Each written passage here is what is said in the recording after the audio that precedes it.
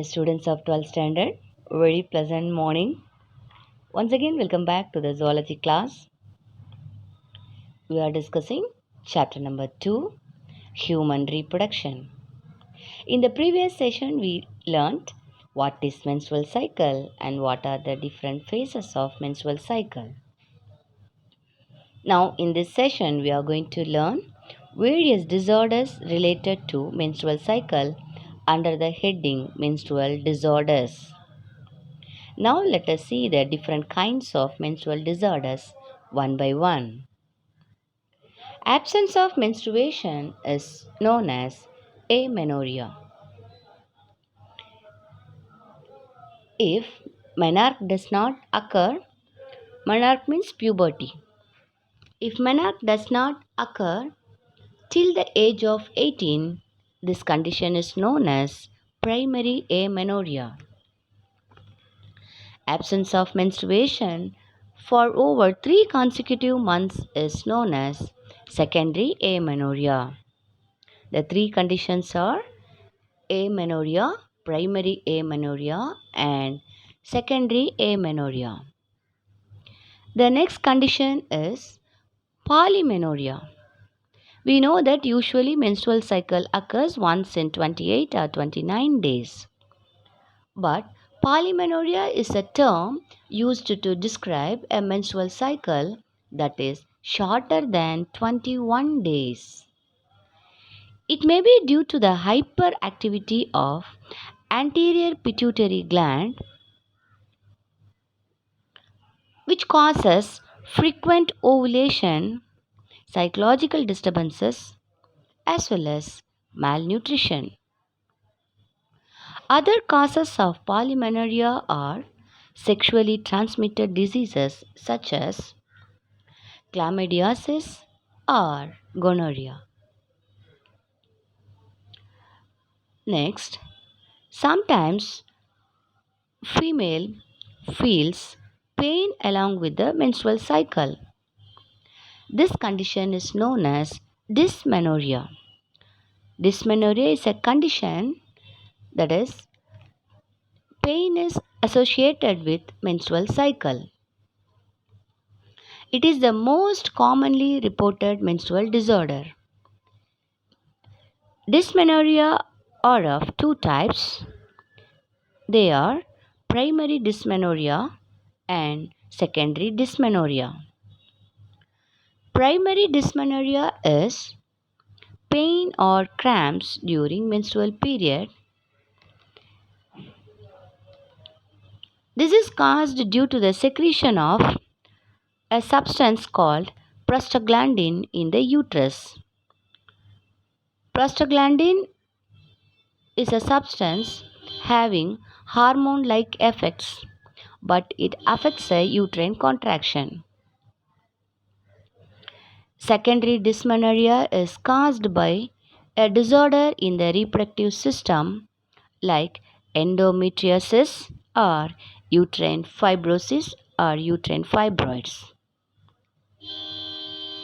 Dysmenorrhea is of two types. They are primary dysmenorrhea and secondary dysmenorrhea. Dysmenorrhea means pain associated with menstrual cycle. Now, the next category, heavy and prolonged menstrual period that disrupts a woman's normal activities is referred to as menorrhagia. That means a prolonged menstrual period occurs. Heavy and prolonged menstrual period occurs. It affects the normal activity of a woman. That is called menorrhagia. Menorrhagia may be due to